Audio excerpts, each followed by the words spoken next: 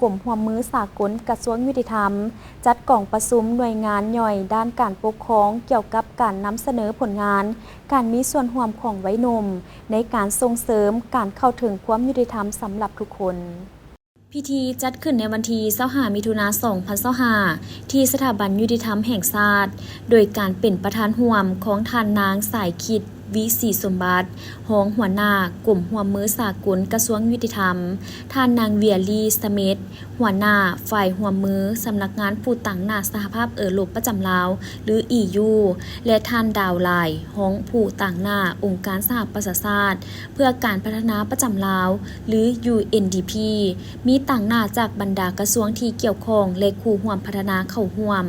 จุดประสงค์ของกิจกรรมเพื่อเป็นการส่งเสริมแม่หญิงและวัยหนุ่มเข้าถึงความยุติธรรมและเฮ็ดให้การมีส่วนร่วมของนักศึกษากฎหมายได้มีโอกาสแลกเปลี่ยนบทเรียนซึ่งกันและกันระหว่าง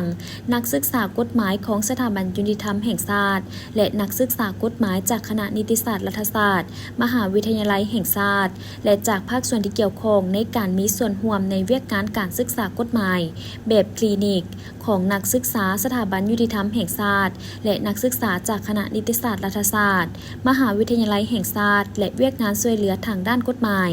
ซึ่งผู้เข้าร่วมได้รับฟังการรายงานสภาพการของเวียกงานช่วยเหลือทางด้านกฎหมายโดยการบรรยายของกรมคุ้มครองและส่งเสริมเวียกงานยุติธรรมการมีส่วนร่วมการศึกษากฎหมายในรูปแบบคลินิกนักศึกษาสถาบันยุติธรรมแห่งชาติและคณะนิติศาสตร์รัฐศาสตร์มหาวิทยาลัยแห่งชาตินอกนั้นกล่องประชุมในครั้งนี้ผู้เข้าร่วมประกอบส่วนเฮ็ดกิจกรรมด้วยหลายรูปแบบบ่ว่าจะเป็นการตั้งคำถามตอบจากบทนำเสนอที่ติดพันเวียกงานช่วยเหลือทางด้านกฎหมายและเปลี่ยนคำคิดคำเห็นในการจัดตั้งปฏิบัติการศึกษากฎหมายในรูปแบบคลินิกระหว่างนักศึกษาด้วยกันและการระดมความคิดเห็น